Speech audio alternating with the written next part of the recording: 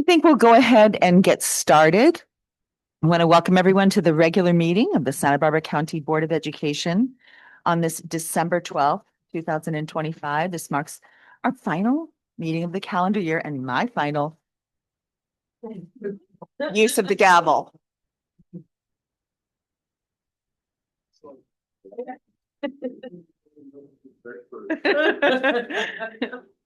Wanted to remind everyone that live simultaneous Spanish interpretation of the meeting is available for anyone viewing online. And now I'd like everyone to rise and join me in the Pledge of Allegiance. I pledge allegiance to the flag of the United States of America and to the republic for which it stands, one nation, under God, indivisible, with liberty and justice for all. Thank you. We're ready for roll call, Anna.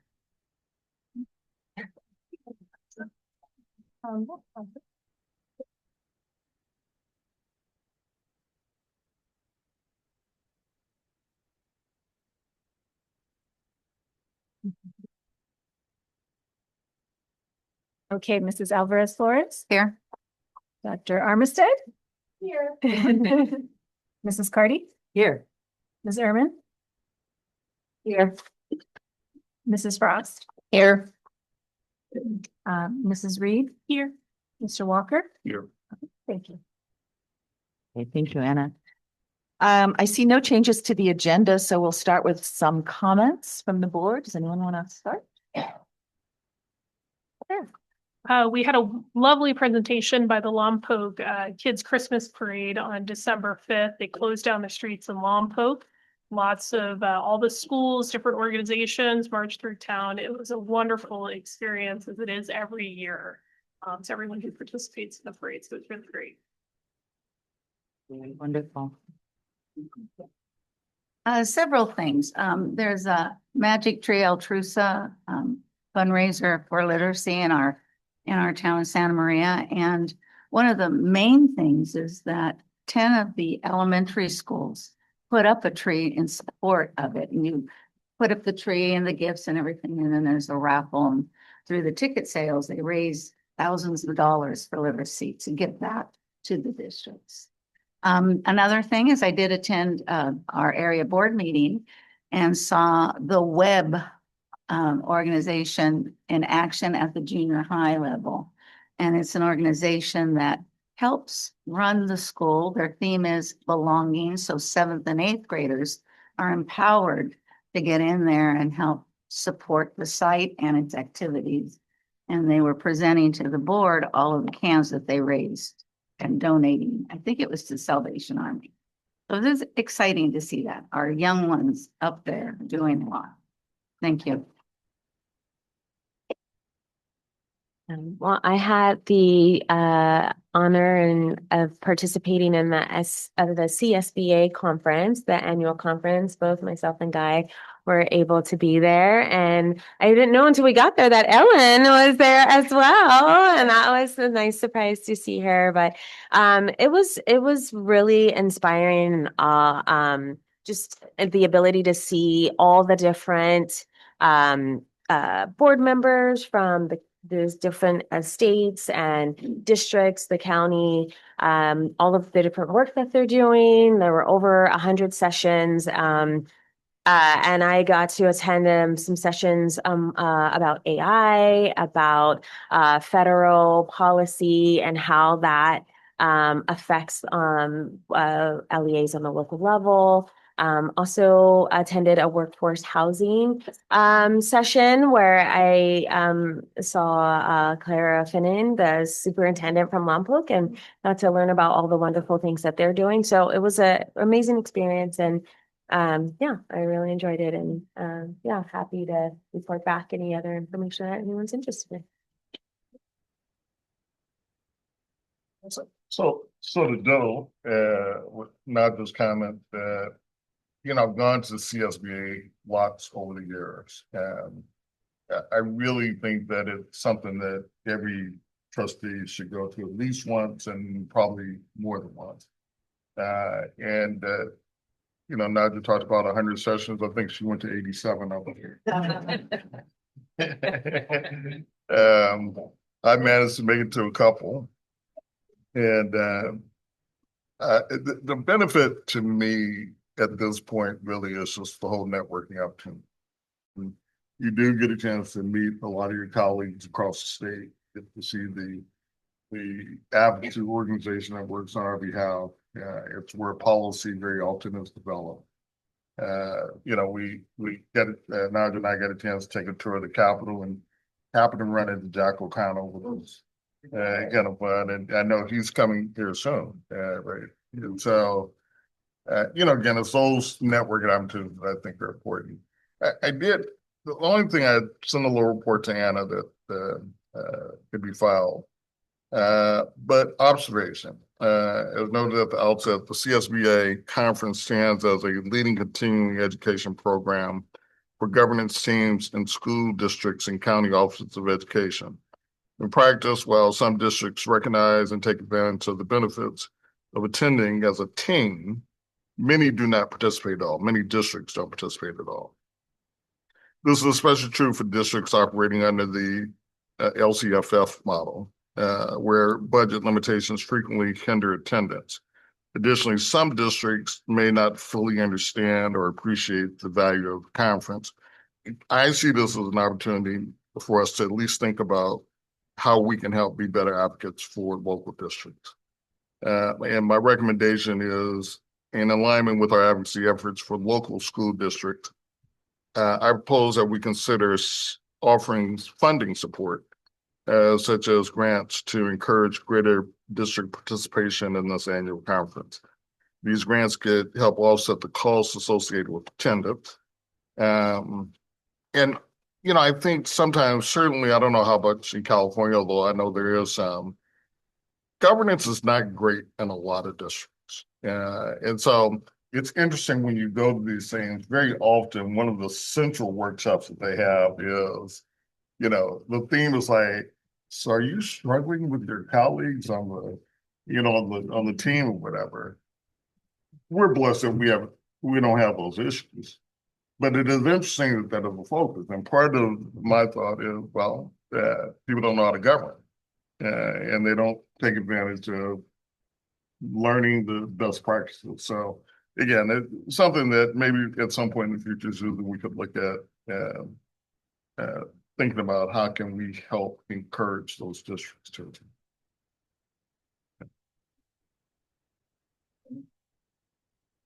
I would like to, I'm way over here. I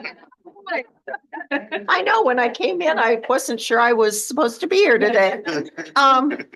I just wanted to follow up on an event that was a week ago. Is that? The Community Leaders Lunch, that's by the Scholarship Foundation of Santa Barbara.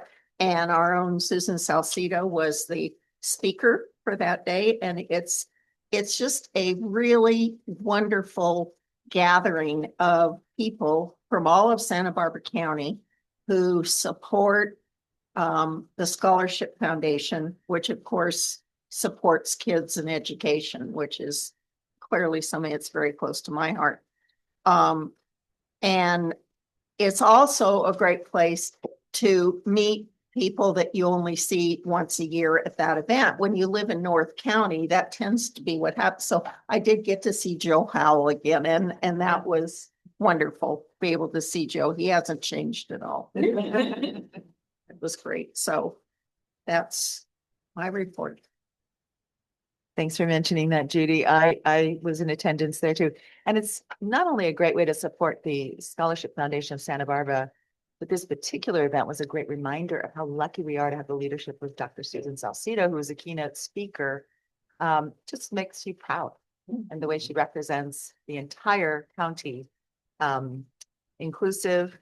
It's just a nod to her expertise and the fact that I can't imagine anyone else in that seat in this job. It was also a wonderful week for me because I got to do 2 site visits this week. The first at Adelante Charter School, which is a model dual immersion school who just recognized 25 years of existence. A real benchmark. Yeah. And they're also a California Distinguished School, and they can boast some really impressive scores. They raised the bar, and 52% of their student population either met or exceeded in English language arts. This is a dual immersion school. And 58% of their students met or exceeded math standards. So that was fantastic.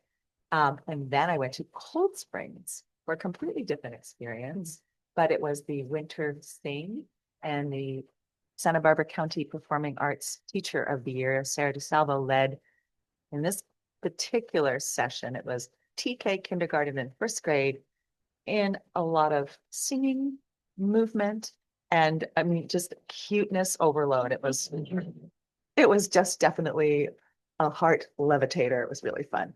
And so thank you, Susan and I got to do that together. That was wonderful.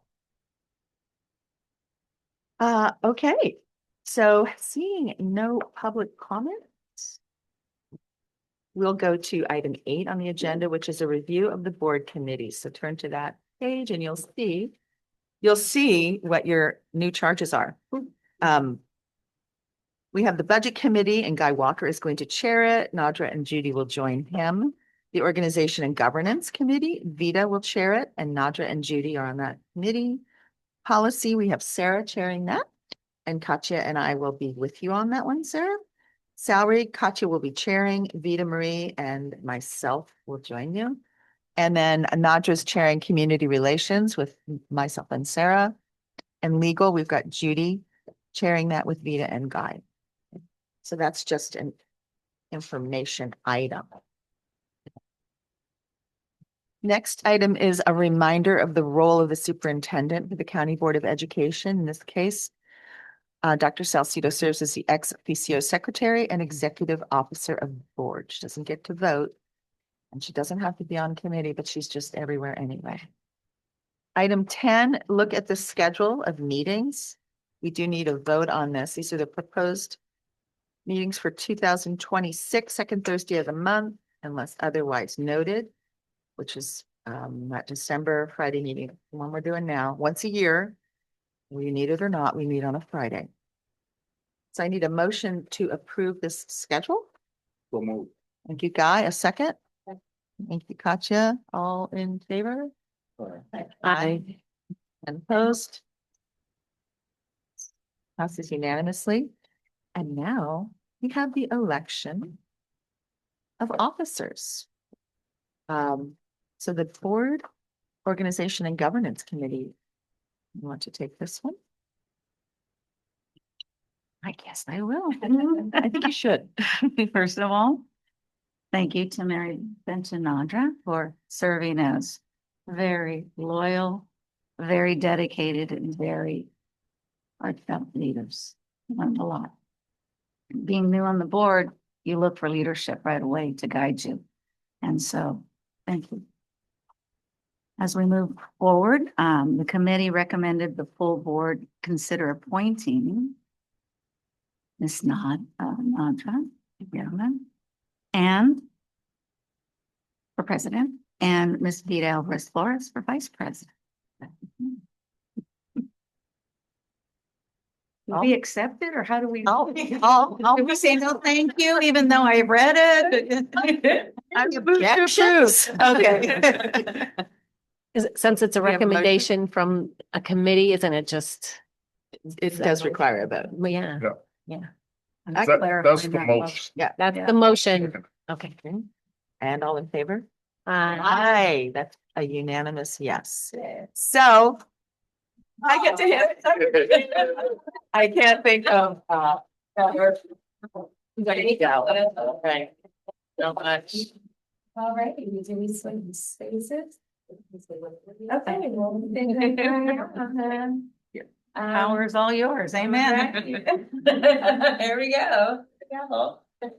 All right, guys. Well, thank you. I just want to thank all of you for your vote of confidence. This is my 3rd year on the board, and in many ways, I'm still learning and just soaking everything in, but I couldn't have a better board to work with and support, and with Dr. Susan Salcedo, our fearless leader, and staff, just want to of it. And need to, move us forward in 2026. So with that, I'll go right back into the agenda unless there's anything else.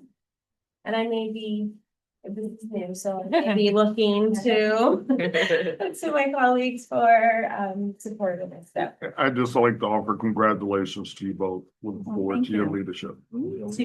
Ditto. Still and brand new ditto. though, too. How we doing? Yeah. I get it now, yeah. Trial by fire. But thank you. Okay, it'll be fun, and I'm looking forward to it. Righty. So, so we'll move forward with the agenda. So, the number 12 is the review of board representation. Sure. So that is for the Santa Barbara County School Board Association Executive Committee. So this is a committee that meets about once a month that involves all of the school boards in the county. Generally, that is attended by the president of the board. I'm happy to assist in that role, and if there's anyone else that would like to step forward and be on that executive committee. Oh, yours there. All right, well, then I will go ahead and be the board representative for that. And in any case that I'm not able to attend the meeting, I will make arrangements. Mhm. For that. Okay, I'll okay. call me and then we'll work it out. Okay, perfect. And okay, so moving on to item 13, board organization and governance committee meeting report. Yes. And I'll hand this over to our chair, Rita, to. Okay, here we go. We did a lot of talking. I have Judy and Nadra with me. We met in November, on November 20th. The board officers has already been taken care of, so I can move on to the actual board meeting dates, times, and locations. The committee recommended proposed 2026 board meeting dates, times, and locations for the full board to consider for approval. The list, I believe we all have the list. Yeah, gonna get there. Everybody see the list? Any questions about it, or just making sure that? I believe we already voted on that. Didn't we? Okay, so we've already approved them. Oh, we did. didn't we? Yes, That's that's why why it I'm said saying. done. Thank you.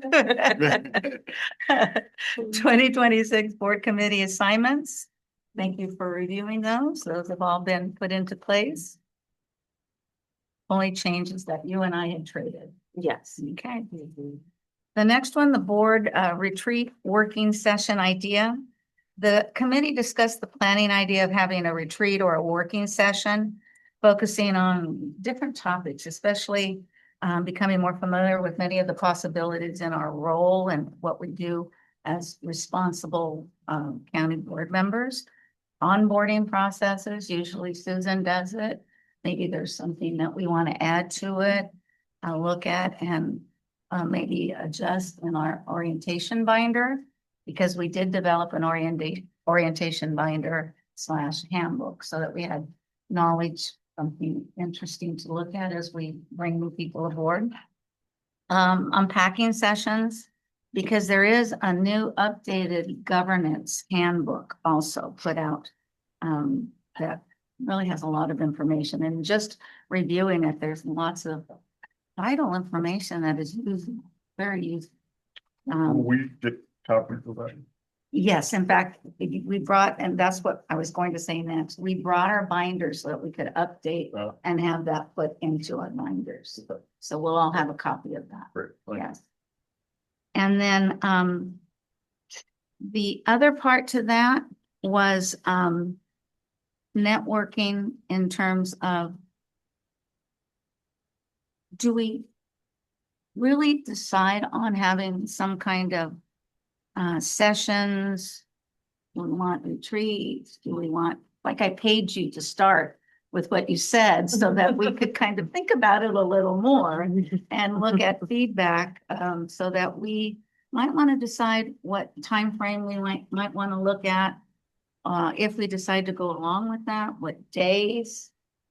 Sunday, Monday, Tuesday, Wednesday, Thursday, all day, half a day, just food for thought in terms of feedback.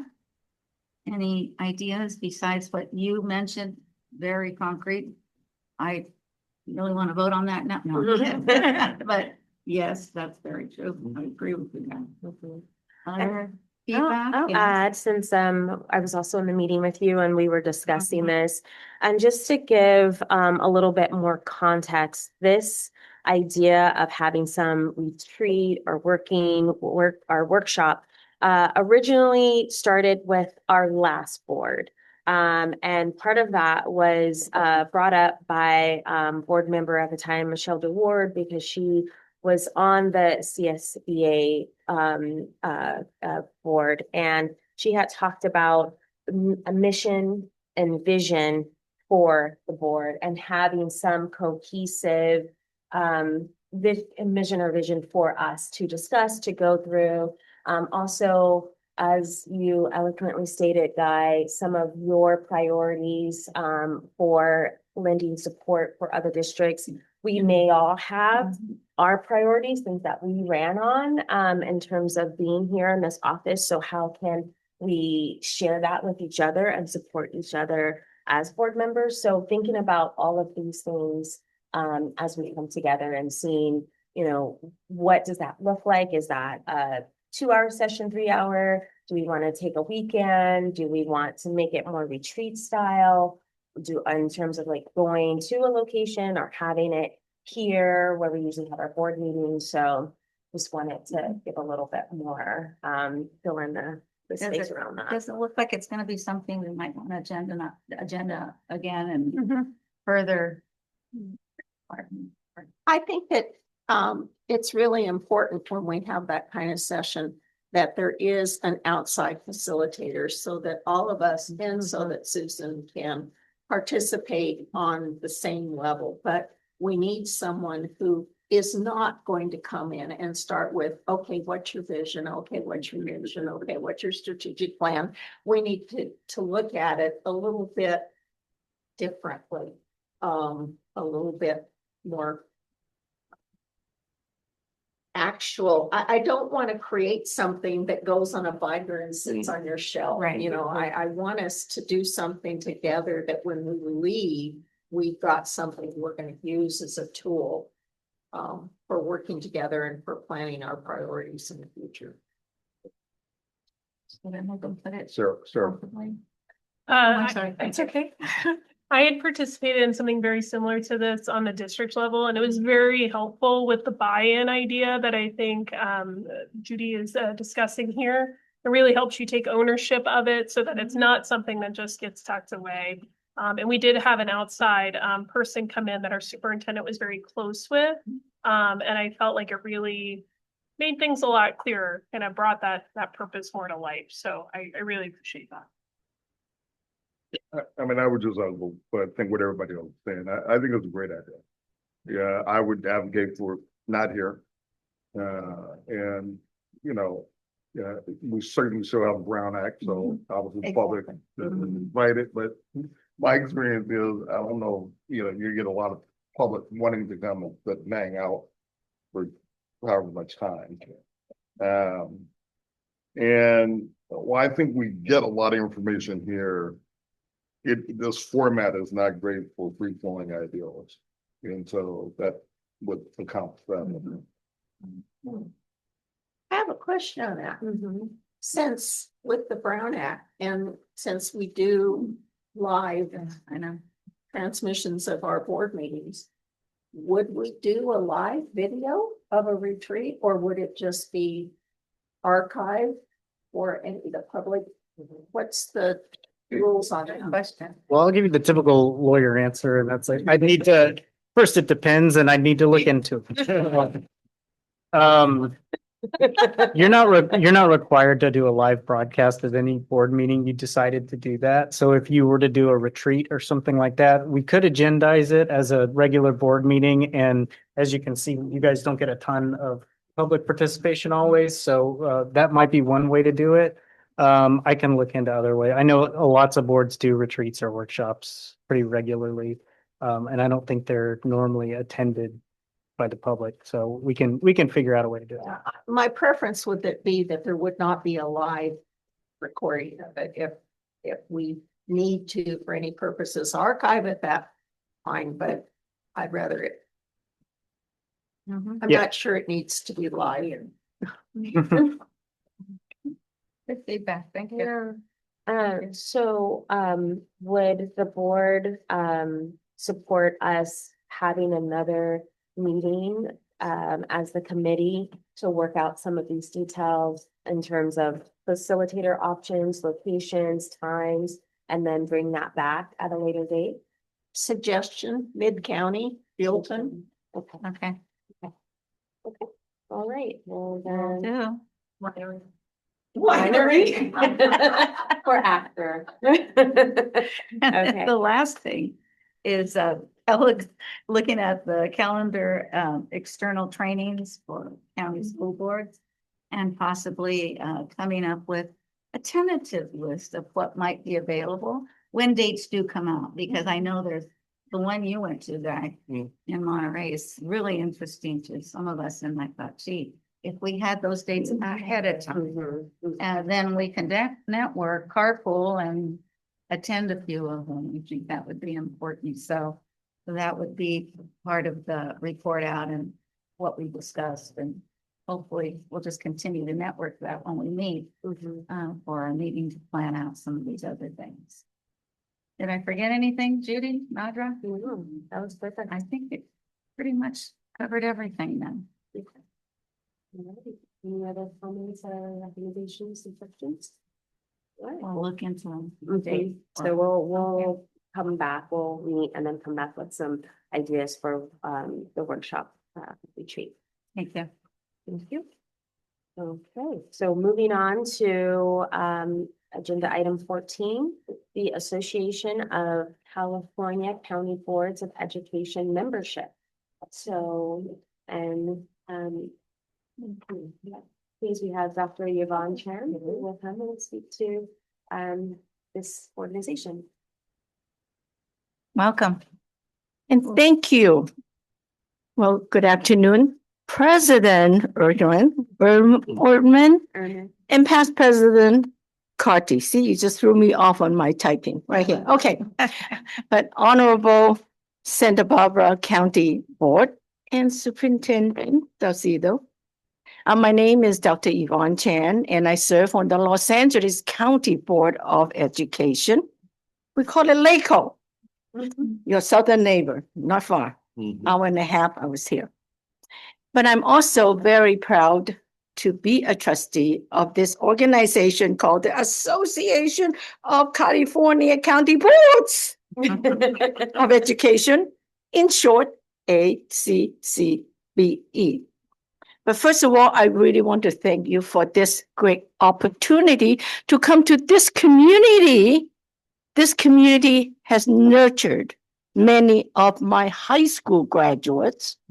Yes, I'm a school principal, Los Angeles Unified, many years, but also my family members. And yeah, they got into UC Santa Barbara. Dr. Armistead, you gave them a chance. You invented them. Even my most difficult ones. And they graduated. And they love this place so much. Guess what? Thank you. Yeah, you're right. Trustee Frost, they stay, they work, they have families.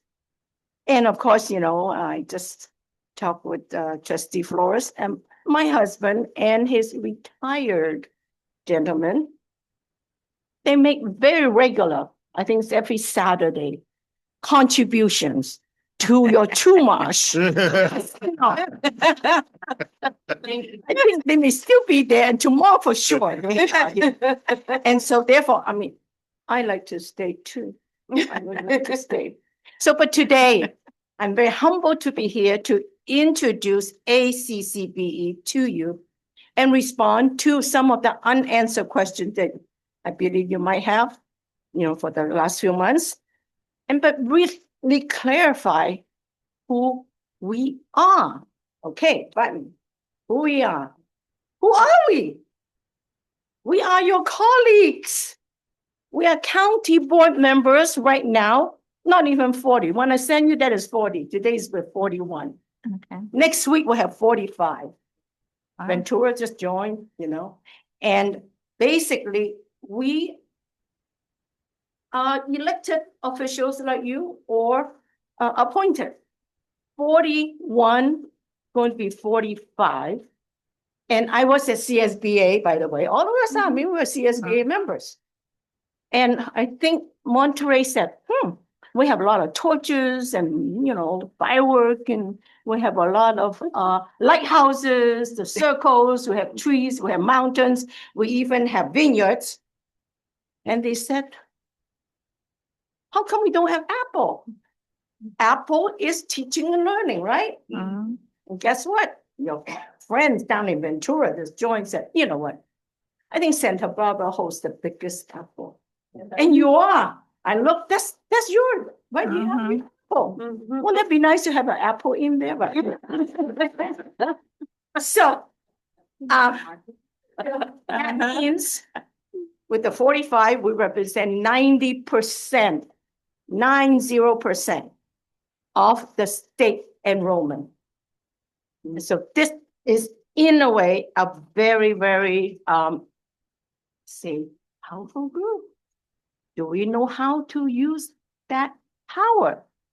Okay, so together as an organization by county boards and for county boards, I'm not staff coming here to try to vote. I'm your colleague, okay? And become the statewide organization. With that, our vision really aligns with Santa Barbara's vision.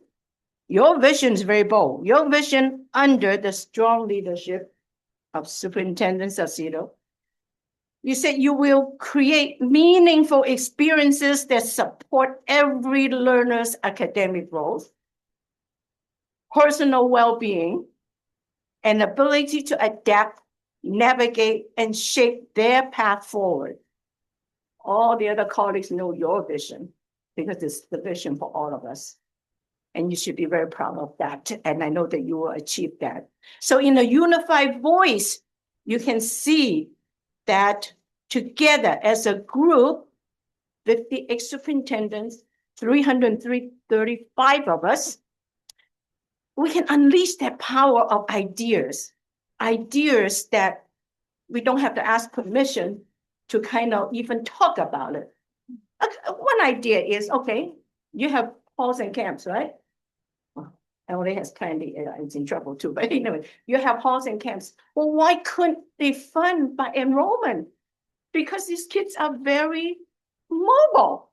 I know the whole world wants to be, but come on, we're different. County boards, we serve students like very differently, right? Why can't we kind of think how we're going to expand that preschool and childcare?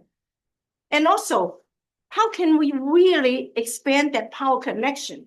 We are local, we are regional. Down in McDonald, you may see your, Senator, whomever. We're not Sacramento. We go to, your scholarship meeting, your fair, we see legislators. And we be able to talk about what this specific regional, Santa Barbara is more agricultural too, right? And how we're going to talk about very, very county specific needs with that connection and with the partnership. We partner with the PTA here and not the PTA in Sacramento.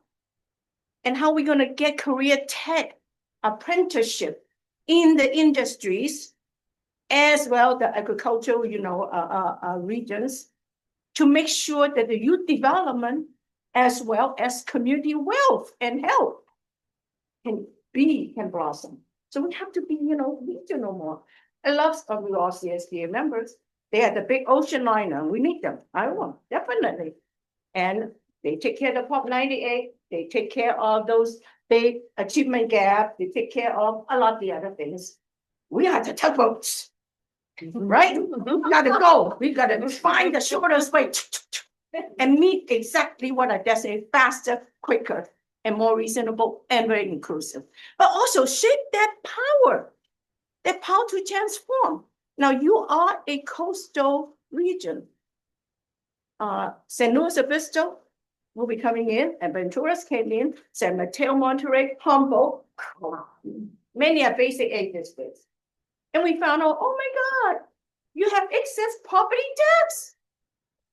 You heard about that? Anybody dare to talk about it? Anybody dare to even bring it up? Well, LA don't say, oh, LA, you're urban. You go, oh, come on. We have Pacific Palisades, we have Malibu. We got that to in this together. So that excess property tax should not be just left on the table while they can come to you for your need, especially for the kids that are so many going to alternative education and the special ed. I don't want to get to that, but there's plenty of work to do. So now, let me go to the next one. Okay, so with those, a lot of people say, well, you know, ACCBE, you're brand new, brand new. Well, look at many of us on the trustee age, we're not brand new. Basically, yes, it was a launch in 2025. Yeah, IRS, we have liability insurance, we have lawyers, we have a lot, we have everything, and a good organization is supposed to. But we're built on 60 years of legacy, 60, because we're part of CSBA, part of the section, but yeah, they decided to kind of close it down.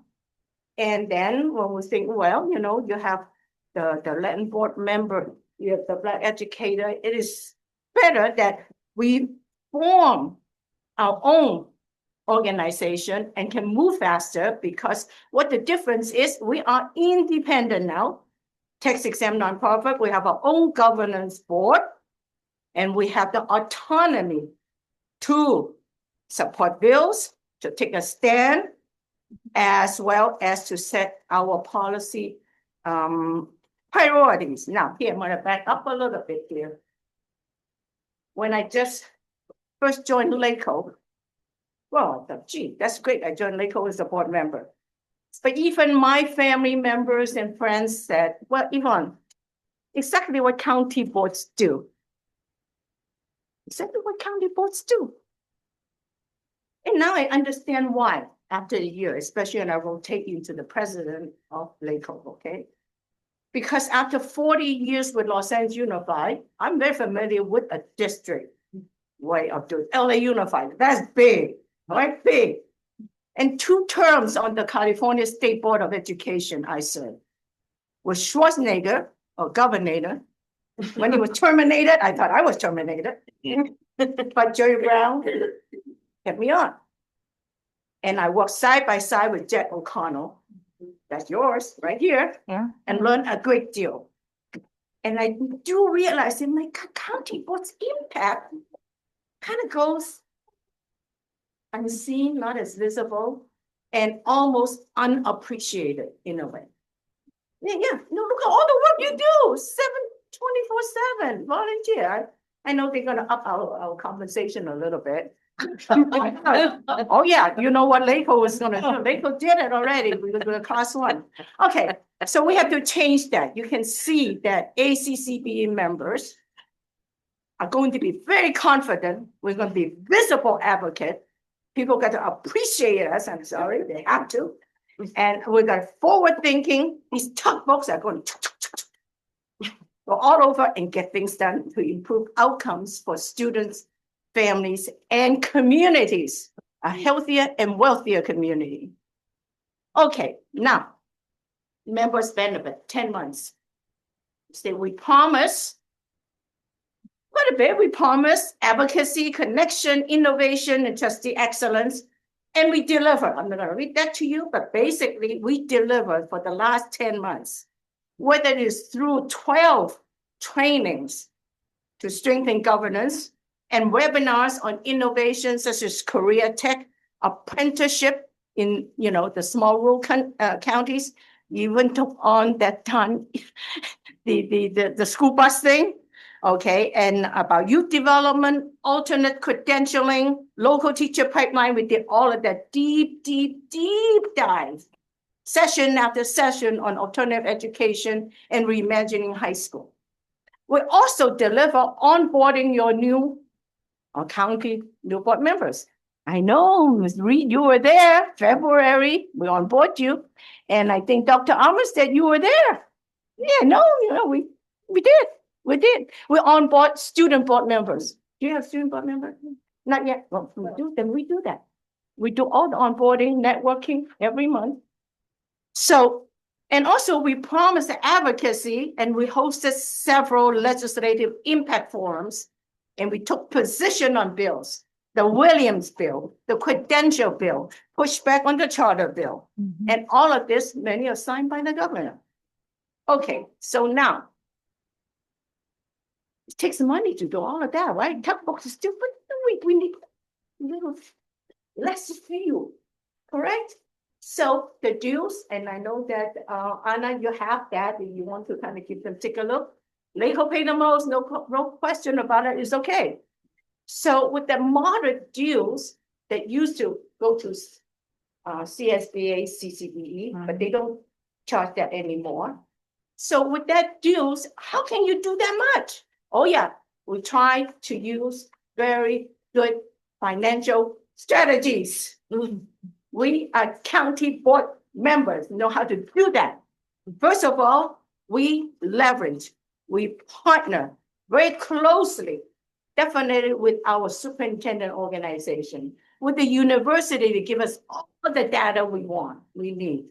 Researchers, the EdSource, they are, really do the webinars for us. The small district organization, etc., and the foundation, Irvine Foundation, for 200 millions in many of these aspects. Second is we maintain communication. Raise your hand, you have received flyers from us every single week. Every single week, right? Every week. We keep connection and they're high quality. Week 1, tell you what's up, what's out there, what you like to read, what you should really read. Second week is all the PD. Now, Monday, we are doing the charter one about so many appeals coming. LA is dying, But anyway, we have that. We have Brown Act. Some of what you mentioned, guess what? Some of it, no violation to Brown Act. The beauty is, for example, I coach Fresno on how to do the Plaza coach and actually serve as moderator for San Mateo. Many, and we've helped Alpine, this single navigate the difficulty of this superintendency and all of that. All of these the textbooks do, and it's free. I mean, we just help each other so you don't violate Brown Act. You can talk to Monterey, we can assign mentors, we do. And also, thirdly, fiscal capital. We really build human capital. Me, I'm here, I'm free. I don't have to wait.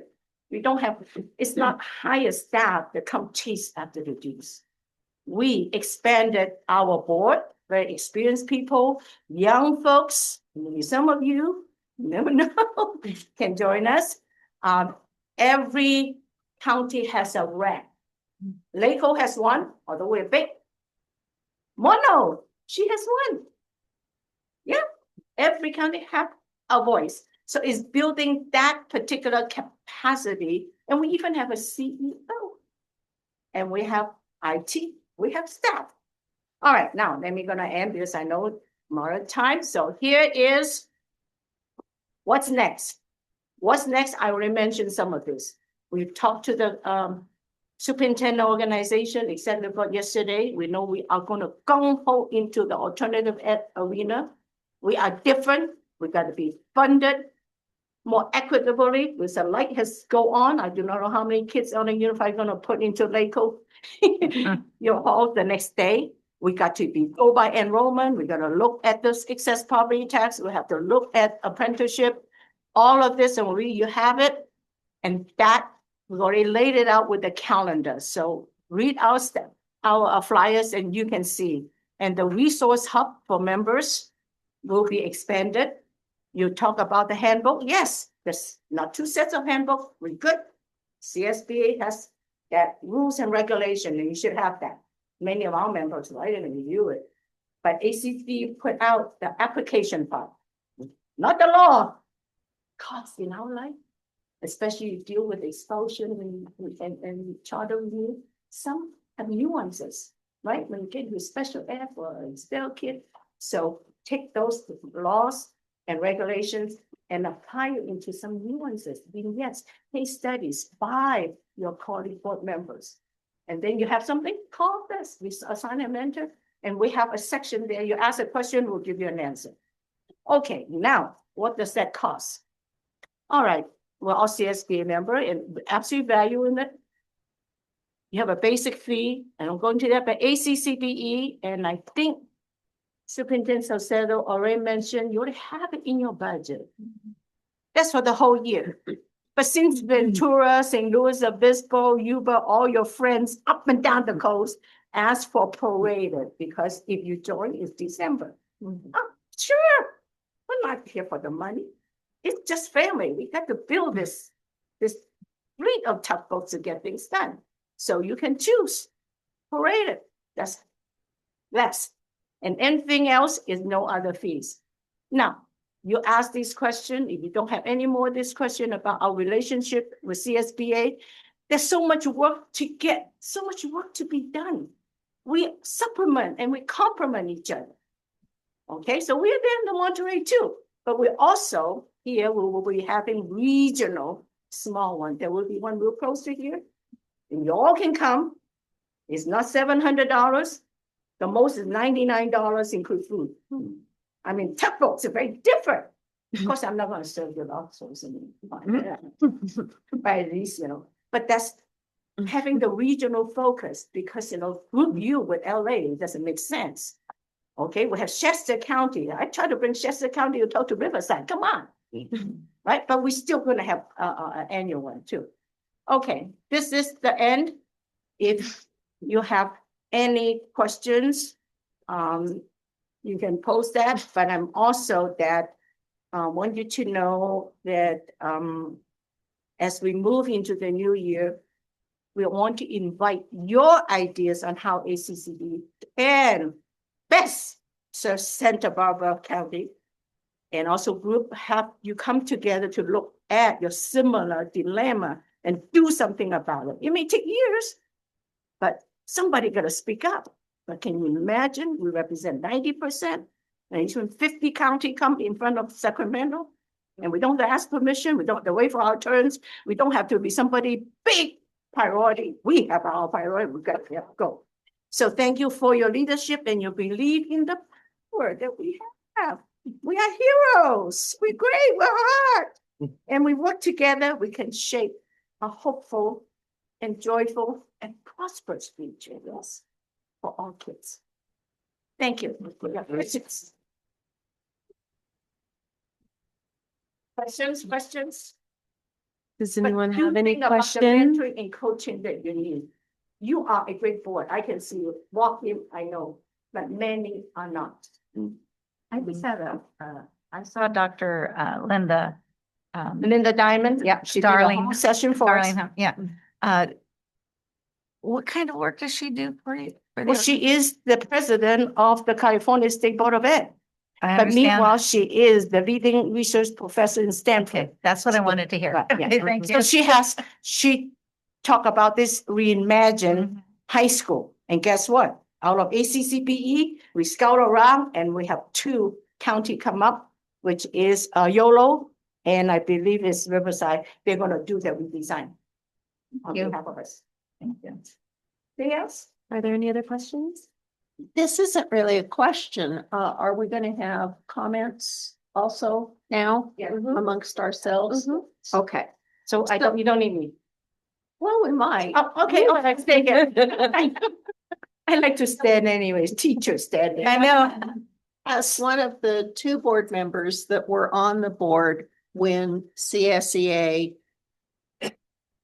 dissolved the county school board region and put it into Region 14.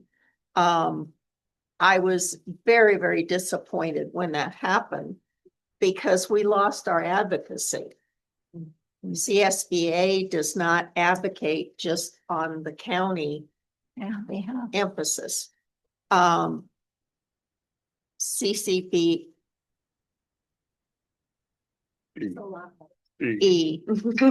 Without the A, before is without the A. all right, CCBE solely is about county school boards, and they will, their plan is to advocate for county school board issues. And we know that county school board has way different issues than local districts do. So while you could say that CSBA could provide us the basics of the legal part in, you know, the guidance and the handbooks and the training and everything, they can't provide us a unified voice when it comes to Sacramento. So, and even amongst other county boards that we could all work together and understand what our problems are because we're unified in that organization. I also have very much appreciated the fact that so many of your trainings have been online. And if you can't watch it when it's first shown, you can catch it later at your own convenience. Awesome. Yes, it's there. That's really great for those of us that just can't be there at noon or 1 o'clock to see a session. So there's a couple of things that I definitely find plus with this with us making this consideration right now. I think that's it. Thank you. Well, thank you so much, Dr. Yvonne Chan. That, oh God, I'm sorry. Great presentation. Yeah. Good teacher. If I had an opening, I'd hire you. I teach special ed Yep. and bilingual Spanish and Mandarin. There So you I go. can do That was 3 perfect. jobs for you.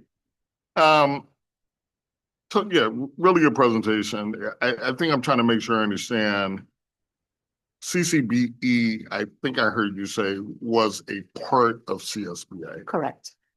ACCBE is not technically a part of CSBA. Is that Right, because CCBE is a section within it. It does not have identification. It does not have an IRS number. right? It is not incorporated, and therefore it is not autonomous. It cannot propose bills. It cannot support. Have to go to CSBA. Another example is before under CCBE is if we want to talk to the superintendent organization, I have to go and talk to CSBA first. CSBA, couple months, will talk to the superintendent organization and come back.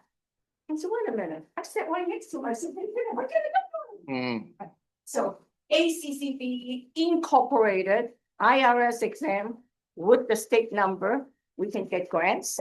We can get grants from Irvine, get grants from our, we support bills. Dr. Chen, just been there. Great presentation. So I got it. ACCBE is not a part of CSBA. You are a 501c3. You are not a 501c4. No. Is there a plan to add a 501c4? Possibly, maybe you can join No. Now he's getting the job. No, absolutely. He knows what he's talking Yeah, about. yeah. It's the membership driven, Okay. okay? So All right. right now, in 10 months, we brought in 45 county boards and nobody thought that we could have done it. Okay. But we work together with CSB though. We're meeting next week. Okay. What they cannot do, we do, and we do faster. And if we are successful, for example, with alternative ed, enrollment, different credential for then CSB was, we did over for the CSB. Okay, well, Thank thank you so much. I think that was very informative, energizing. like Guy said, you're hired. They definitely had the right person for the job come to speak to us. And thank you for all of that information. And I think it's now time, unless there aren't, if there are any questions or comments, we can make a motion to join the Association of California County Boards of Education. And I'd like to move to approve. I'll second. And then Questions? all those questions, all those in, I'm okay with it, but is it agendized that this is gonna be an action item? yes, Okay, number all right, 14. Yeah. perfect. Yeah. So we have a second, Okay, thank you. so all in favor? Sold. All right, Aye. And thank you for the goodies. Yes. thank you. Thank you. Thanks again. Yeah, you need that. Alrighty, so we're going to go ahead and move on to presentation. We're full of energy now. All right, and presentation by Assistant Superintendent of and provide a presentation on English language arts development. Okay, no tugboats though. So we'll try and keep it as lively. Thank you so much for the opportunity to talk today about the English language arts state assessments that you may have heard about as the dashboard was released just a few weeks ago. So in today's session, I'm going to talk about 4 things. First, what is actually tested on the test itself, the content. I'll talk about the public reporting, offer another perspective on the data that we've been looking at, and then a brief, quick overview of some of the state and our local supports for ELA in those areas. So to get us started, the first question is, what does the Smarter Balanced ELA assessment actually test? So I'm going to pause for a moment without you looking ahead and say, when you hear X% of our students are meeting the standard in ELA or literacy, what does that mean to you? What do you think about when you're asked to do that? I'll give you a second just to get that in your head. And if you want to shout out, this is a group presentation. It's a participation. Any thoughts anyone wants to put out? What's the standard? What's the standard? Great question. What else comes to mind? What are you thinking about when you hear that? The students' ability to read, Yeah, comprehension. absolutely. You're wondering, what is that standard that defines reading? And is it just reading? And usually when people think about reading, they're thinking about the foundational skills of fluency and comprehension, but wondering what exactly is that? Well, that's why I'm here. So when we look at the Smarter Balanced assessment, which is the assessment that most of our students take if they aren't part of the 1% that takes an alternative assessment. When our students take the Smarter Balanced, it's based on this claim or this idea that for grade 11, it's that students can demonstrate college and career readiness in English language arts and literacy. Grades 3 through 8, it's that students are demonstrating progress toward that readiness. But also the test, in addition to having that overall claim, has 4 strands: reading, writing, speaking and listening, and research and inquiry. And all 4 of those pieces make up that test. And so I want to contrast that with perhaps standardized testing that you may have been familiar with here in California or even in your own experience. So we have the current and the former. And I'd like to talk about not only the instrument that we use, but the content. So the current test, the Smarter Balanced Summative Assessment for Literacy, we've had since 2015, and it tests grades 3 through 8 and 11. The content of that is the Common Core State Standards for Literacy that were passed in 2010. Our former tests, the ones that I'm going to just kind of review for a moment, they came from the 1998 California ELA standards. And the two tests that most people remember are the California High School Exit Exam, or the CASE, as well as the California Standards Test for ELA. And I've got some dates and years up there. So to take a look at those, the former test, the old CASE exam, that was the high school exit exam that every high schooler had to take, was first given to every sophomore, and they had to pass it in order to graduate. It was a graduation requirement. Again, it was based on the 1998 8th grade and 10th grade standards. It had 80 multiple choice questions and 1 to 2 essays, and the reading passages were pretty brief. They were mostly 250 to 800 words, multiple choice, 4 responses, A, B, C, and D, not even none of the above. And there's no penalty for guessing. So students were scored on the number they got right, but no penalty for any that they got wrong, no subtraction. Like on the SAT, if you've taken that, you know, in the past couple of years. No, just kidding. And passing meant that students got 60% of those 80 questions and the essay right. And so, you know, by 2010, about 81% of 10th graders were passing on the first try. Okay, it was suspended in 2015. And here's just an example. So you see the students read a short passage, and then they're asked questions like this that ask them to identify the genre, or what's the main conflict of the plot, or what's a character trait that they can identify. Kind of basic comprehension, and this was that high school exit exam.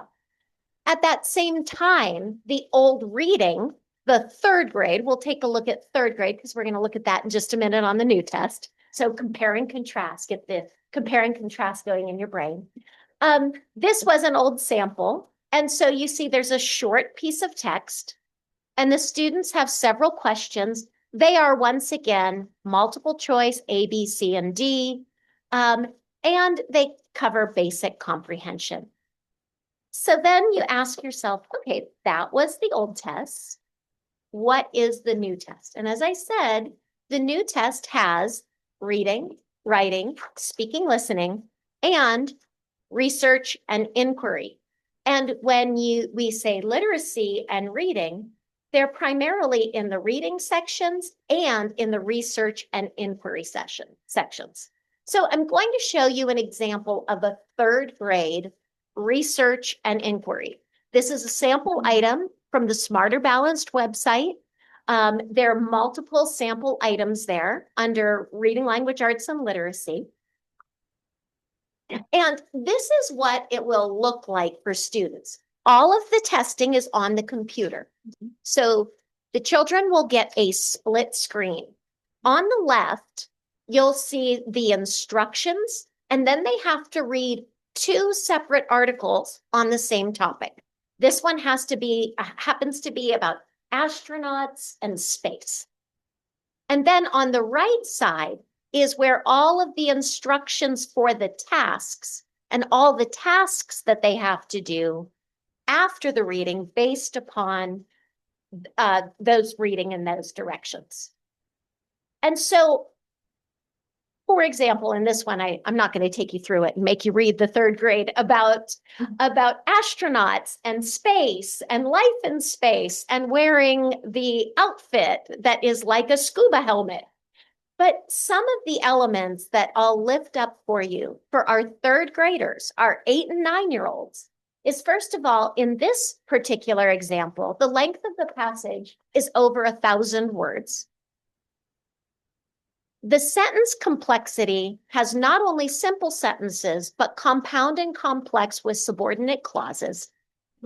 The reading level, I put it into Flesch Kincaid because the Lexiles have changed with the Common Core. And so on the Flesch Kincaid Plus, because it's free, it came out as a 4.5 reading level. And there's quite a bit of background knowledge. It talks about gravity, scuba diving, circulation of the blood and body systems, which students don't actually learn until 5th grade. So there's a lot of background knowledge that's necessary for part of this comprehension. And there are significant language demands in the instructions. Also, it requires a shift of point of view because it says, imagine your teacher told you to do this and now you have to do this. There's quite a bit of computer scrolling. And then when they get to the actual task, you can see in the top one, they have to match the concepts from this informational text and say which source it came from, number 1 or number 2. And there's 27 possibilities there. Then there's a generate and cite evidence part of why it's hard to be an astronaut, giving reasons, citing from evidence. And then there's a narrative performance task, which means the students just read informational text. Now they have to translate it to narrative text. So this is not the cat sat on a mat and why did the squirrel feel sad? This is some significant aspirational thinking, which is what the Common Core standards are all about. And so when we take a look at the public reporting, I think it's really helpful to have seen just that example from 3rd grade, from one little part of that computer test.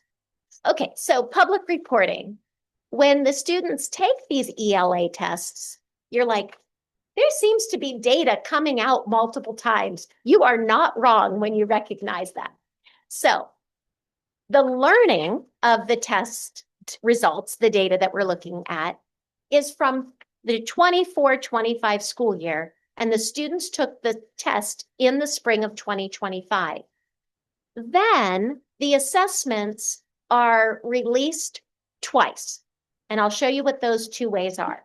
The public score release is first at achievement levels, and that came out in September, and then the dashboard is released, not only with test scores, but other things like suspension, chronic absenteeism, and other indicators. And that's what you saw at the middle of November. Next year, the dashboard will be released at the end of October. So these 2 things will come out closer and closer together. So we talked about that idea of claims. The smarter balance is used to make claims. And somehow those quantitative scores need to be translated into qualitative descriptors of performance and achievement.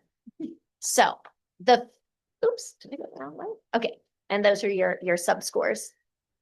And again, those are the reading, writing, speaking, and listening. So when we talk about assessment and we talk about this idea of claims, Judy was like, what's the standard? What's the content? What is the instrument? How is it quantified? And then how is the performance described? So for the smarter balance, the content, as we talked about for ELA and literacy, is reading, writing, speaking, listening, language is embedded, research and inquiry. The instrument, smarter balance, grades 3 through 8 and 11. And then each child is given a quantitative score. It's called a scale score, and the scales are different at each grade level. That will matter in a moment when I talk about the second release. And then for those scale scores that every child gets, and by the way, the families get the student scale score and their performance descriptor, which is one of 4 levels. So in September, it comes out as these performance descriptors. There's a 4, a 3, a 2, and a 1. And we have, even though there are 12 states that use this test, and those cuts are the exact same across all the states, every state gets to name their performance descriptors. And so our 4 in California has been called Standard Exceeded, but they're changing the name now to Advanced, starting with the 26 test. the test that the kids will take this year. So I put up both for you. And a 3 is proficient or standard met. In general, people believe that the combination of those two are all the students who meet and exceed all the grade level standards. And then 2 developing and 1 minimal or standard nearly met. It's close there and 1 not met. Smarter Balanced Assessment Consortium put out this graphic this year to say, really, 2, 3, and 4 are a continuum of grade level, performing on grade level, even though we tend to look at 3 and 4. So California still uses the 3 and 4 data often to describe the percentage of students who are meeting or exceeding standard. But just know when you look at that 3rd grade performance task, level 2 is probably pretty good as well. Making progress. And so this is what the September release looked like for each of those performance levels, or what they call achievement levels. And so you can see the blue is the standard exceeded, green standard met, the yellow is the standard nearly met or developing, and then the reddish orange is the standard not met or level 1. And that's the county and the state. So that's the first release. And then the scores are released again in a different form. Same content, same test, same scale scores, but in the dashboard, we do something a little bit different. The performance descriptor is called average distance from standard. Okay, so remember that part where I said, remember that each grade level is a different scale score?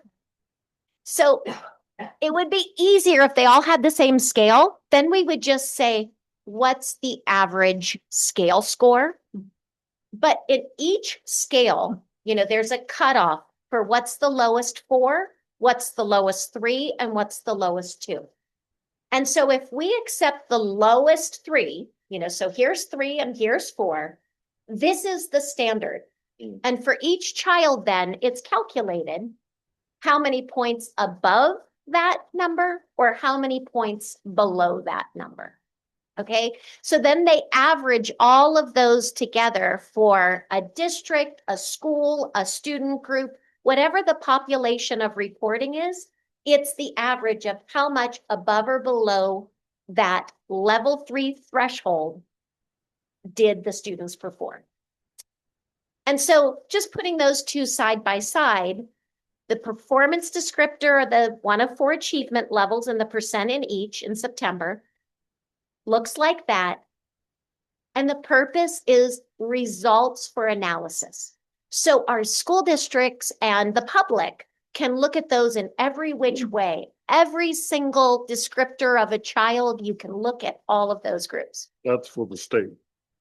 It's for the state. Great question. For the state, those are released at the state level for any student group or together.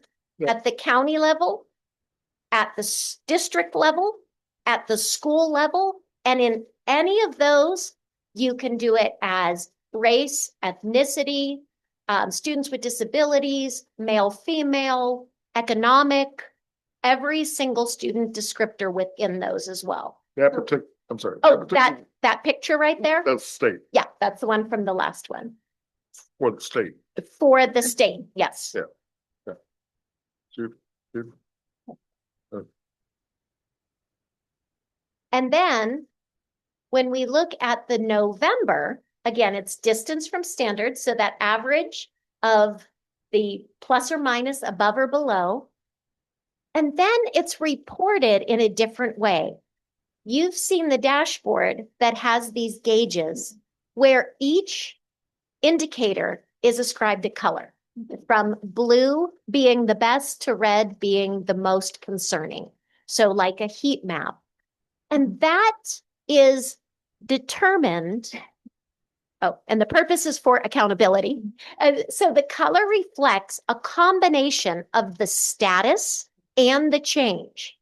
And so those two numbers right below the gauge give you the average distance. So in this case, it's 8.1 points below standard. That's the, state average. And then the change from the previous year is it went up 5.1 points. If I see the arrow correctly from this distance. And so those two things together are what gave it a yellow. And there's matrices that show how each of the colors are determined. So that side by side, again, it's the exact same test and the exact same scores. And it's just looking at it multiple ways. And both of those can be, excuse me, thank you. And both of those can be searched out, researched down to the same male, female, ethnic. No, great Only the question. left one. So the Okay. left one is, is at state, county, district, school. And then within all of those four, Oh, every single thing. Okay. In the dashboard, Mhm. there's only 14 student groups that are included in the dashboard. Also in the dashboard, because it's accountability, it's state, district, and school. It isn't reported for county because we aren't a unit of accountability. And so, it's a different kind of sampling in that way. So that isn't done for the students that are in the county school programs, the dashboard side. Great clarification. I should have been clearer. So because the kids who are in our county schools are a local education agency, a district, just like it would for a charter, it's we do have dashboard for our county school students, but unlike where you can take all of that data and make the population all county students, not our county program students, that side you can get all county students all together. That side you can't, but our county school students do have a dashboard. Right. Great clarifications. Thank you. And when they're taking the test, we talked about it being a split screen. When they're answering the questions, do they also still see? Yes, Okay, yes. so they can search and find, but it's a timed test. It's not a timed test. It's not. No, it's not a timed test. And there are universal supports and accommodations and or universal tools, designated supports and accommodations for students as well. But it is not a timed test for anyone. Students can take the time they need. Oh. Okay. So the last thing we're going to talk about, or the second to last thing we're going to talk about, is analyzing, interpreting, and using the assessment result. And because there is so much data, I just wanted to give a quick snapshot of some of the data, tools, supports, and displays that we create for our districts and charter schools. So through the use of Tableau and Power BI and Excel, we make custom dynamic search and display tools for all of our LEAs. So the one on the left takes all of that data at the achievement levels and helps the districts get it all in one place so they don't have to do 8,000 clicks to find all their data. On the right, that's just one of the displays that we do with the dashboard that will help the districts do the same thing with some of that other data as well. On top of that, we provide a lot of tools and in-person support for analysis and action around all the data that they get, including with their LCAPs. So you can see on the right is an analysis tool, and on the left, The dashboard, there's so many things to know, so we make digests of all the information and where all the data comes from.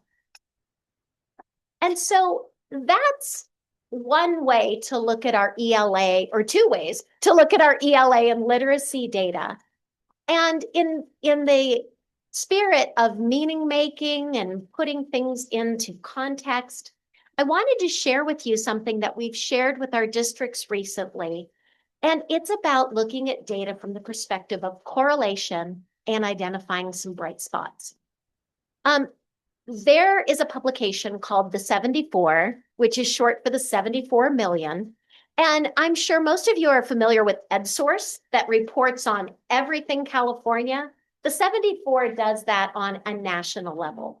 So 74 million refers to, there are 74 million Americans who are educators. It is the number one profession in the US, is being an educator. And in this article that just came out in November, it was a follow-up to an article they did last year in September. And they've created a data tool that looks at the correlation between poverty and literacy in schools. They didn't just do this in California, they did this across the US. And 10,000 districts, 42,000 schools, and over 3 million kids, because they focused on third grade. That's why it's only 3 million kids. And so this is your 7th grade math lesson about scatter plots. So when you take a look at the scatter plot that we're going to see in just a moment, the x-axis that you'll see has percentage of families in poverty. So it goes from 0 to 100 on the x-axis. Poverty is increasing as you go to the right. The y-axis has the percentage of third graders reading at grade level or meeting reading proficiency. Now, they did this across states, and every state has their own measure, so you can't compare state to state, if you will.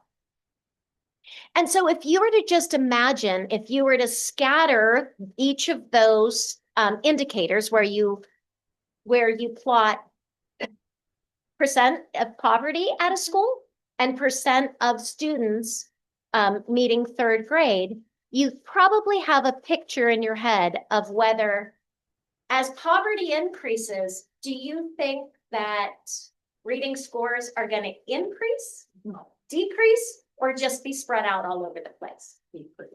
Decrease. And so that's what you see when they plot that. Now, this is the plot of just the California schools that you're looking at. And you can see that red line, which is the correlation coefficient that is almost a 1, or -1, I should say, that shows that as poverty increases along the bottom, the test scores, or the percentage of students reading at whatever the state's standard is decreasing. But notice it's not an exact, I mean, you've got things all over the place. And what this helps us do is say, okay, if this is, within the United States, this is a probability measure, not a theoretical probability, but an actual probability. And then we can look at individual schools vis-a-vis what their predicted literacy rate is versus their actual literacy rate. So taking a look closer up, as I said, each state has its own measure, and Donald and I practiced this and so we'll do it in just a moment, just so you can see it, that you've got access to it if you want to do this yourself. You'll see that it's already California. So any school below the line did a little bit worse than the predicted probability by that red line of the correlation between poverty and literacy. And any school above the line did better than predicted. And then see all of those gold dots? Those are the bright spots, the positive outliers, the schools that are beating the odds and that have like really just out hit their weight. Is that what it's called? I don't know. I don't know the right analogy. Okay, so Donald's going to click on it just so we can take a look. And then he'll just scroll down just a bit because you have a little bit of intro. Okay, there it is. Notice it's already on California as the default. So every single school district is listed as long as there's 30 third graders. We have a few of our districts that aren't listed because they don't have 30 third graders. So why don't we try Carpinteria Unified since it's near the top of the alphabet. And so carp, we can all, there it is. And notice what will happen is you've got 2 schools in carp. And when I hover on that one, because we have a gold dot in Carpinteria. And so Aliso School, as you can see, and I have to make it a little bit bigger. Based upon their poverty level of 70, somebody with better eyes, 79%, their expected rate is 33, but their actual is 70% of their third graders are meeting or exceeding standards on that test you just looked at. Mhm. So that's an incredible bright spot. And we can do that and go back. And in fact, we can see that we had 3 schools in our county that were bright spots. Now, this was from the spring of 24 data. If they were to do the spring of 25, Adelante would be in there too. And a few others as well. And so you can see Washington Elementary, Aliso Elementary, and Franklin Elementary. One is a higher wealth school, Washington, and yet they're still beating the odds. And same with Franklin, Franklin's expected is 27%, but they're actually almost half of their third graders are meeting and exceeding. As I said, there was an earlier study that the 74 did on districts last September. And on that one, Hope Elementary School District came up as a bright spot. So there's access to that as well. Can you speak to how do they, when we talk about this expected, Yes. what's the metric? Was that calculated? Yeah. When we had that picture right there, Yeah. you see that red line? Yep. That red line is the correlation coefficient. Mhm. And so what that does is takes the poverty level, like if everybody was right in line, because it is a scatter plot. And so it's saying if we followed that line based upon the school's poverty percentage along the bottom, and you went straight up to where that is on the line, that's the number. So everybody above the line did better than predicted. Everyone below the line, a little bit below. And again, I might dig in this. You should. The data's in there. Yeah. What I would say is like intuitively, I would think less affluent, lower score. Right.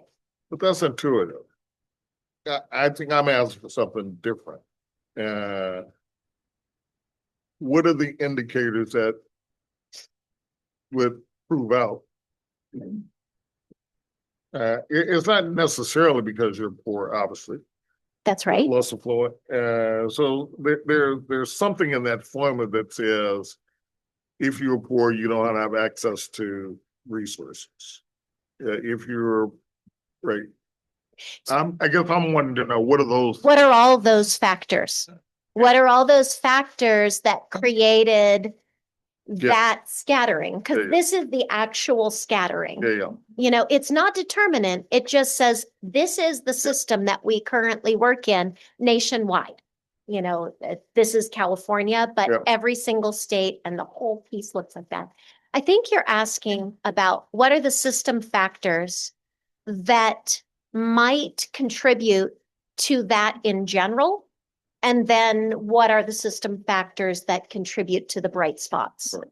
Yeah, and those are a lot of things. You took a look at the test.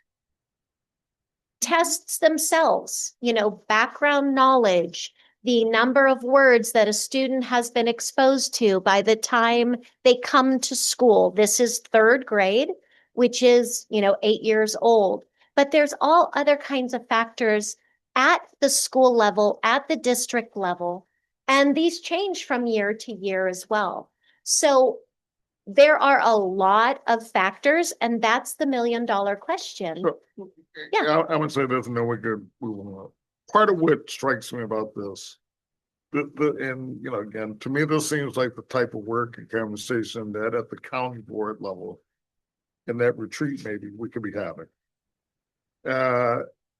That's a choice in part that we are making. So less affluent means I can't afford to buy a computer. But that's a community choice to say, we're not going to make a computer available to that child. You follow what I'm saying? So, I'm following what you're saying. access to language. Well, in the old days when people went to libraries more, there may not be a library in my neighborhood, so I don't have access that some other kid might have. But that's a choice that we as a community are making to not make sure that that child has access to that. And so I guess I'm often just wondering, do we have an appetite in our communities to try to help rectify Right. those issues? Yeah, I really appreciate the way that you're thinking about that on the community level and at the county level and at the state level. And this is something that everyone's thinking about. What is in our control? What is not in our control? And how do we impact the things that we do have control over? Right.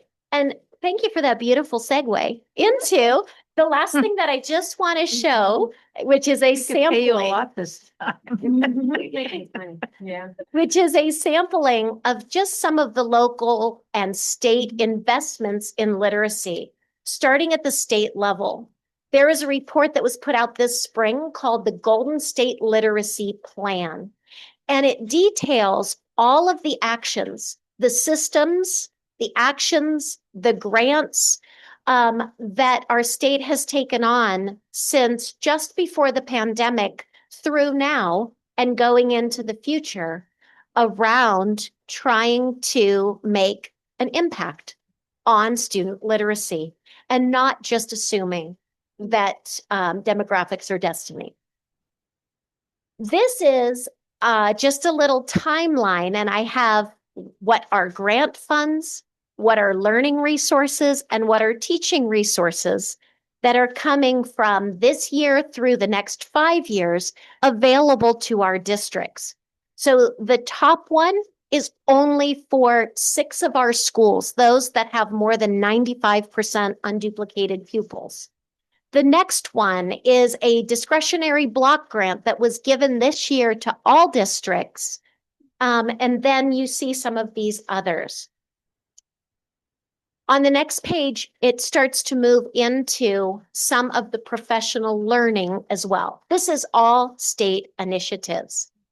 And then I gave you a listing of just some of the SBCEO universal supports that we provide, from our language education network to supporting the reading difficulty screeners all the way through our UPK community and within our educator development. So we covered what is tested, how is it reported, what's another way to look at it, and I gave you just a quick checklist of some of the ways that we're working on it. And so I'll take any questions or remarks. The charts you showed that, oh my gosh. Let me get a picture of them.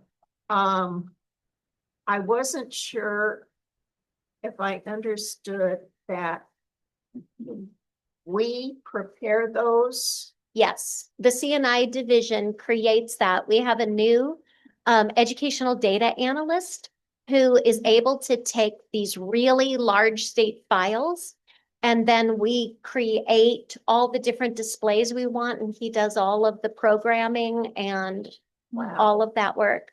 so that all the districts Yep. get it, and it's all this, done the same way for all the districts, and they're all They look have the same. They have access to it, and each year we add some new displays based upon the work that we do through differentiated assistance, and we create something and we say, oh, everybody would like that version for theirs, and so we create those. And from the time that the information is released to this from the state to when the districts are able to access that information about what's the lag time? Yeah, so they get their data immediately, and they actually get a preview before it becomes public, a few days before that. So they have full access to their data. Right. But as soon as we get that preview, we start it, and we've been building it, so it's just programming. So it's ready within a week. Okay.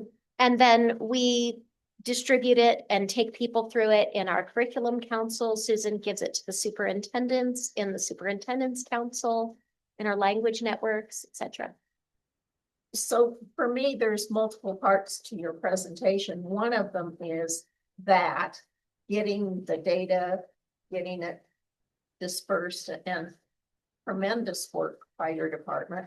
Outstanding, because it's one thing to get data and it's another thing to get information. And I see what you do is turning that data, raw data, into what can be used truly as informative, and job well done, for sure. I think the second part of it is, do you go out to each district and give this presentation so that they understand, as well as we now do, what this is all about? So our distribution channels are multifold. One is, as we said, we have these existing networks where all of the curriculum leads from all the charters and all the Okay. districts. So we had that last Friday, so we walk through that there and then make ourselves available to come to their boards or to come to, and we Their side. provide them all the slides I use, I give to them.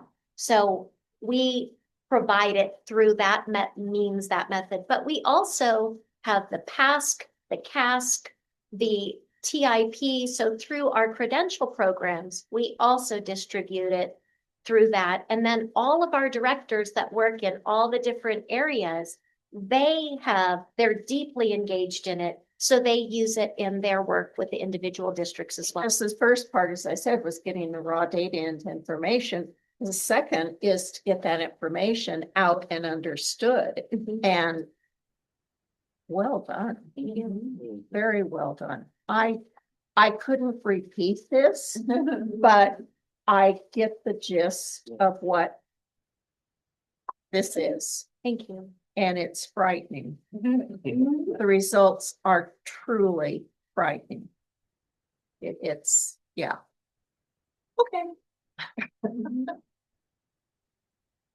Just, again, really appreciate the presentation. I got way too many questions I got to formulate in my head, but yeah, I've had conversations with Susan and other folk about, it's almost criminal to me that in the state of California, we're ranked number 47 or something. And I'm often not sure what that means. I do have a sense that if Central Coast, if Santa Barbara County was its own state, I want to feel like we're doing pretty well, but I don't have any sense of like what that is. And I can see how powerful all this information is, but it's not altogether clear to me how it sort of where Judy's going, like how's this filtering down? But great information. And I can see that clearly we are thinking about how do we improve the outcomes for students. So maybe a future report can have almost another separate thing about here's how we look relative to the state of California, relative to the United States. But yeah, job well done. I also want to extend just job well done as well in terms of the presentation, in terms of all the work that you and your team are doing on this. front. And I did have one question going back to the correlation between poverty and literacy in schools. And it kind of veers towards the point that Trustee Walker was making in terms of the assumptions here and talking about these bright spots and the positive outliers with the work that is coming down the pipeline in terms of increasing scores. Is there any engagement with these bright spots, with the organizations and the LEAs that are bucking the trend of the expectation between poverty and literacy? And what can we learn from them to raise the tide of all boats, so to speak? I know I ruined that Yeah. analogy, but you know what I mean. Yeah, that is definitely happening. Superintendent Rigby, for example, she can tell you exactly what is making the difference at Aliso. And they're within the Santa Barbara Unified School District. People know about Franklin and go to visit Franklin and find out about, what are those elements that they're doing. As there's researchers that look at so many elements of this, from teacher turnover to principal turnover to all kinds of things. So I think that I love that your curiosity is, okay, how do we take a look and get knowledgeable people to look at not just surface features of what's happening there, but what is making the difference? It's great.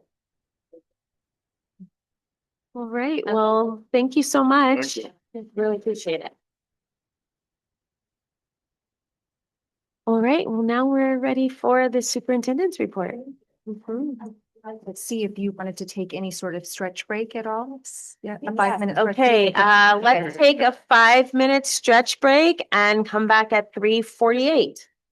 So we'll begin with the superintendent report. Thank you so much. First of all, thank you so much for having these two incredible presentations, very educational and informative, both. And want to appreciate Ellen. Thank you so much for the presentation there.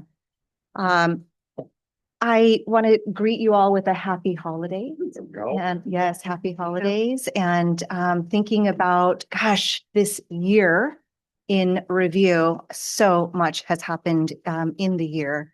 And thinking to December of last year, several of you were sworn in, and it became a new board. And I want to say for all 7 of you, how tremendously grateful I am for how you serve. The fact that you're thinking always about students, always about support. How might we support? How might we do better in our support? It comes through, and I'm just tremendously grateful for each and every one of you. We put together a little bit of just a brief year in review in photos. I wanted to share that with you. And Donald was going to share that now.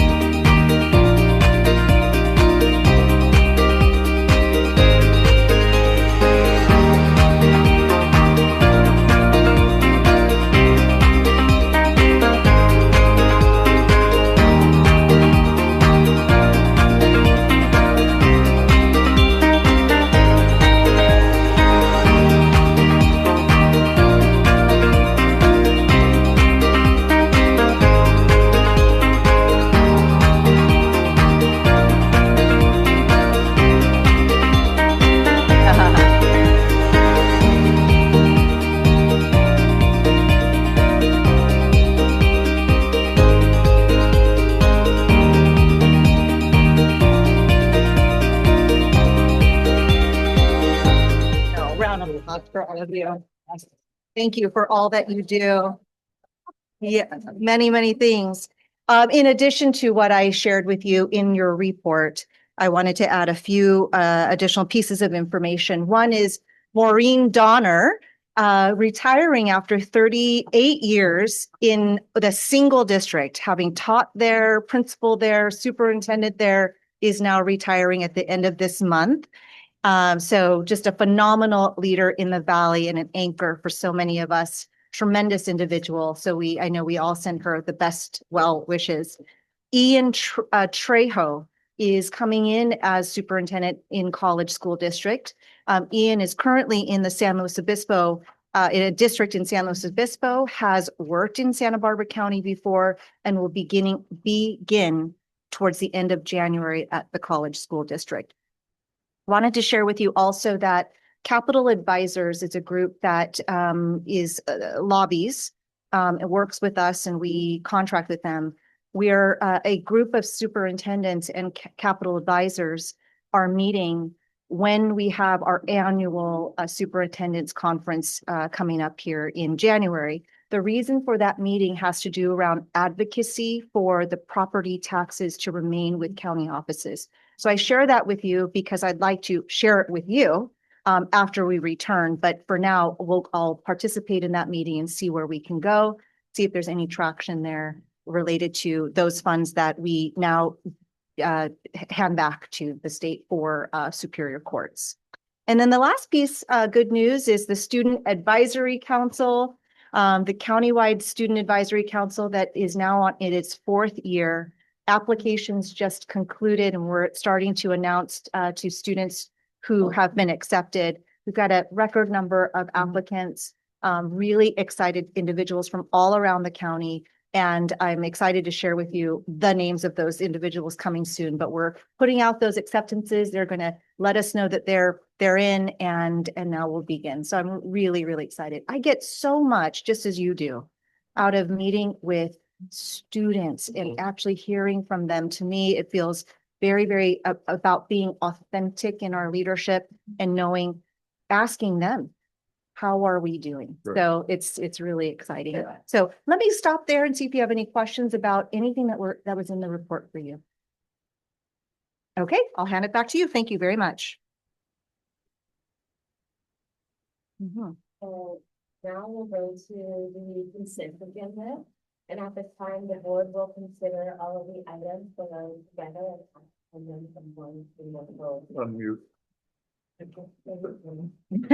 And this includes the meeting minutes, registration of credentials, acceptance of donations, declaration of surplus, rules and regulations governing the purchase of school supplies, and the issuance of the high school graduation diploma. Do I have a motion to approve? I move to approve. I'll second. Okay, all those in favor? Aye. Okay, I believe that's unanimous. So we'll move on to the action items. So item number 23 is the recommended approval of the first interim report. So this will be presented by the Board Budget Committee for approval as part of the budget monitoring process.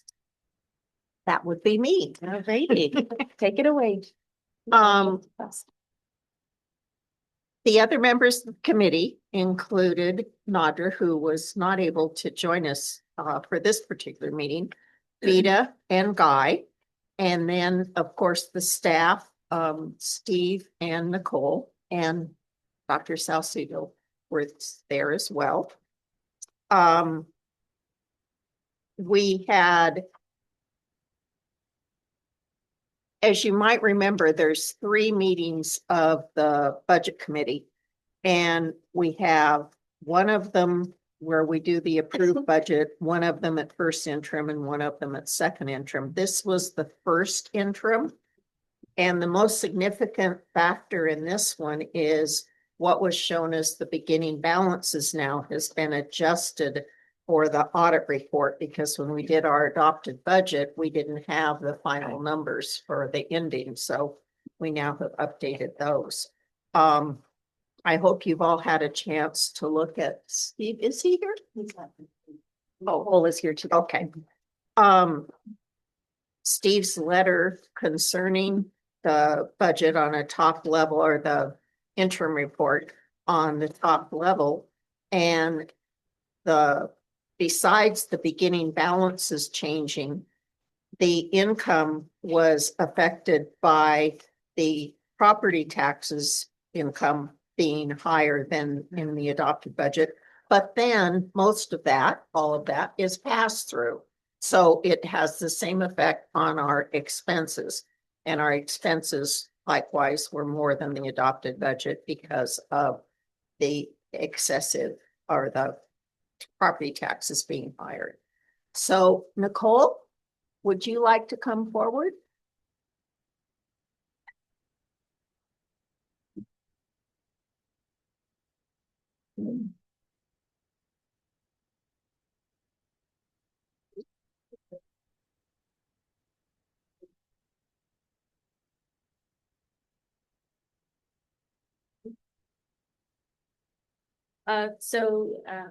Ms. Frost did a great job giving a very high level overview.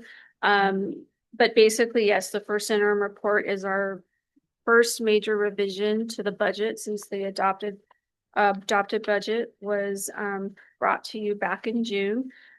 And as she mentioned, the major changes are that the beginning fund balances had been updated since we closed the books from 24-25. Along with the updates to the known revenues, which she mentioned, we had quite a significant change in property taxes, which was across the county in general. But again, those turned right back around and went back to the state. And then again, was reviewed by the board budget committee, which they again recommended that brought it back for your review and approval. It was unanimously moved and approved that we bring this forward to the board for their acceptance as our first interim report.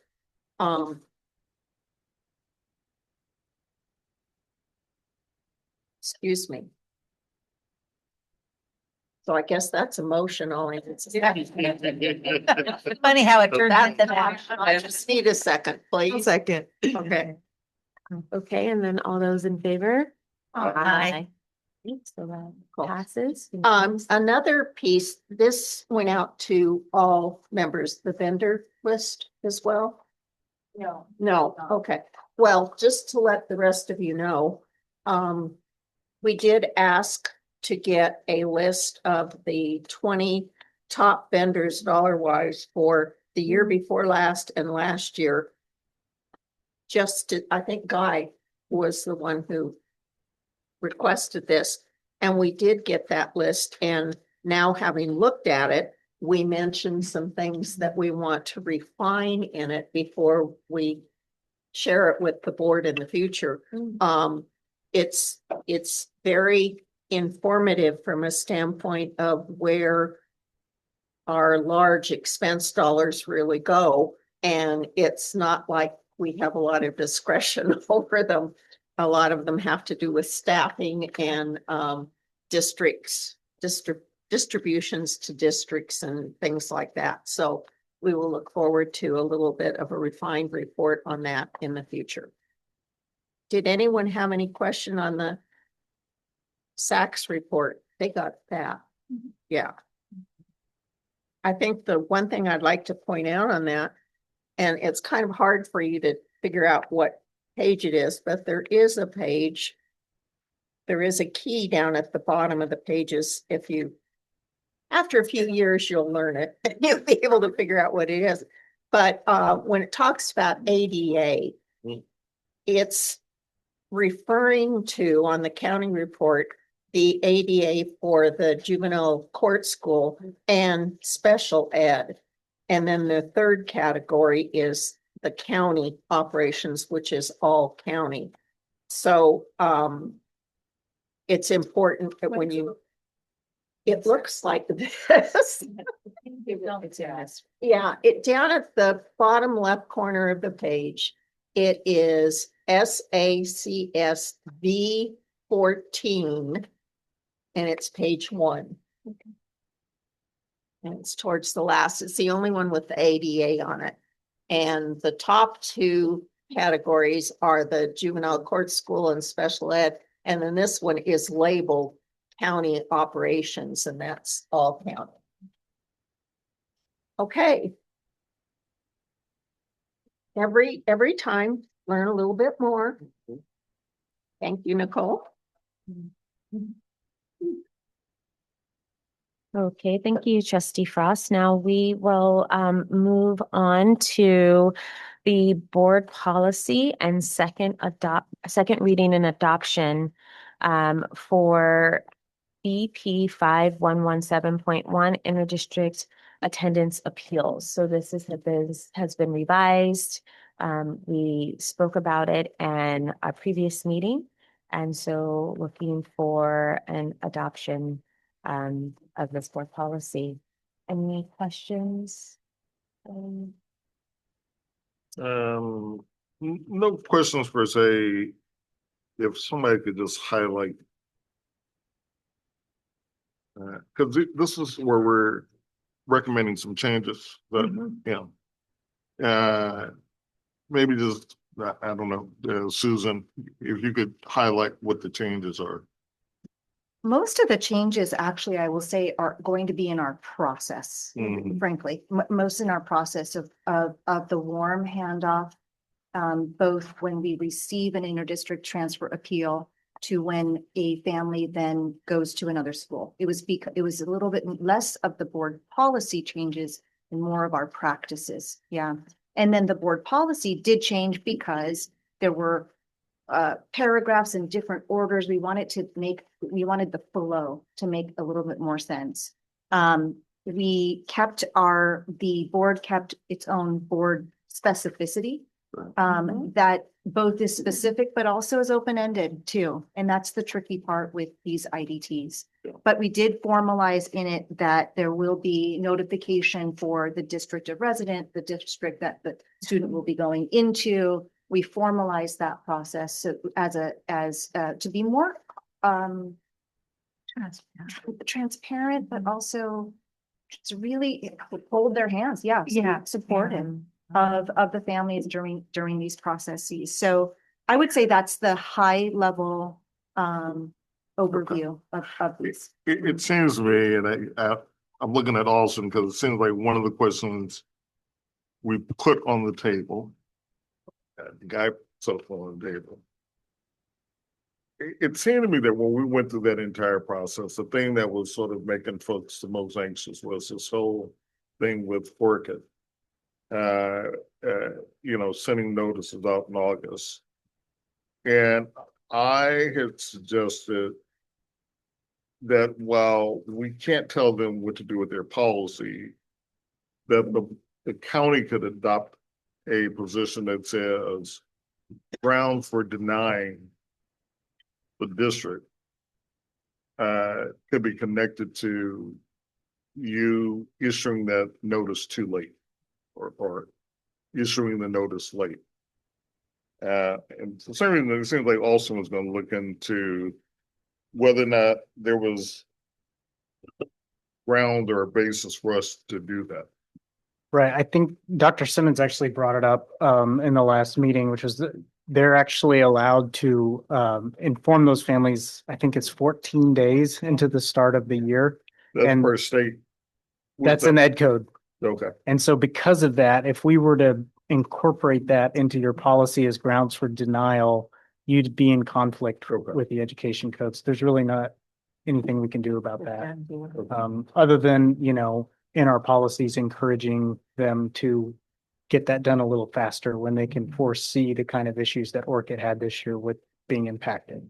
So, yeah, I think when we were looking at the policy, there wasn't much for us to change. But it was, us recommending pay attention if this is coming up, start working with the family sooner than later. And all we could do is look at the policy and where can we improve just to make sure the advocacy and the support for the families is there. All right, thank you. And just to add on that really quickly, that is part of the policy, but part of the practice, if we have an IDT and it comes to where we feel like the parents weren't notified in enough time, and that is causing undue stress, or it fits the bounds of a hardship, then that would be our determination to decide whether we would, voice a different vote for that appeal. So that's another thing to think about. Sure. Okay, so, You have a motion in a second. I move to approve the updated policy. have a vote on that? All in favor? Aye. It passes. Voted. And so now we have item number 25, which is our information item, just to review the certificated and classified personnel reports that are presented in our board book. And now we will have our closed session. So. Okay. We just finished our closed session, and now we're opening to item number 27, action item. And this is for a motion to ratify the purchase of real property. The real property negotiator for the Santa Barbara County Education Office entered into a purchase and sale agreement with seller Air Park LLC on SBCEO's behalf for the purchase of a property located at 2811 Air Park Drive in Santa Maria, California.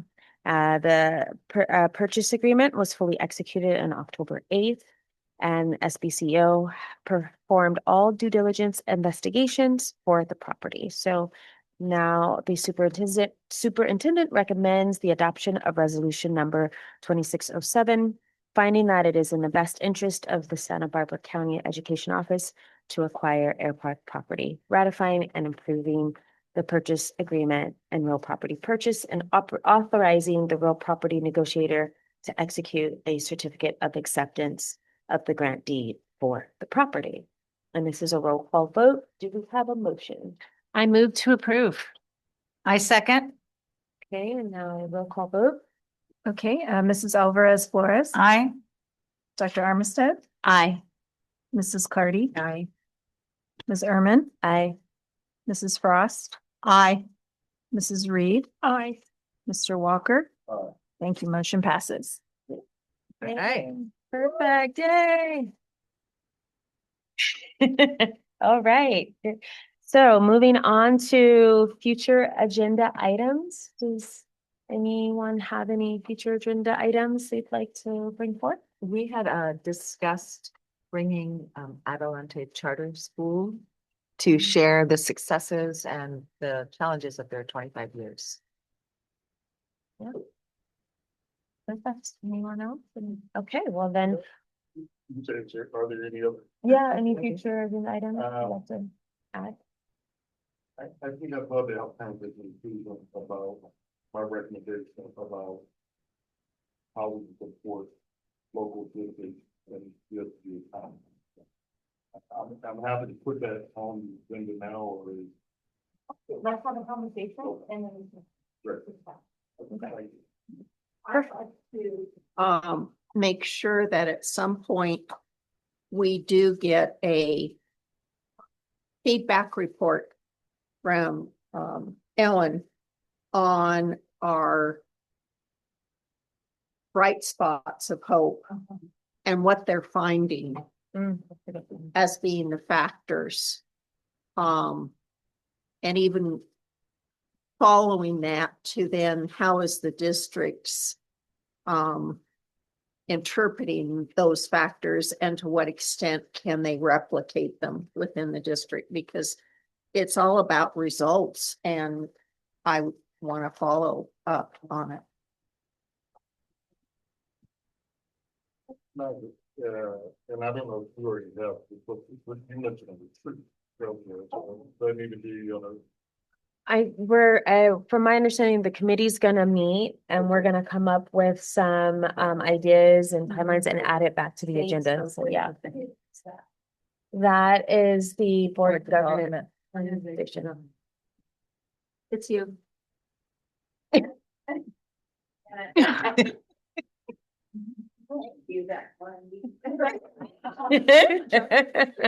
Good question. I just had a question. Did we schedule something where special ed was gonna come and give us a presentation, or is that the back of my head? I was thinking about it. Just in terms of. Special education, we Okay. can add, we do have, sex trafficking, human trafficking okay. coming, in February. Did you? I just. We talked about said, in terms of what is going on. Yes. This week's. What are those Oh, programs yes. looking like? And I just wondered if we could have an update. Great. And have a little more concrete idea as to what districts are doing emergent, which ones are doing, self-contained. I have no idea anymore. Okay. Thank you. I have one question. Might ACCBE be a resource for facilitators for the board retreat? Possibly. Might have some. Are you thinking of doctors? Yvonne Chair. Yeah. There'll be really yummy baked goods involved. Yeah, for sure. All right, well, I think we're ready for the adjournment of the meeting. Do I have a motion to adjourn? I'll move. I second. All right, all in favor? Hi. All right, meeting Thanks. adjourned. Thank you all.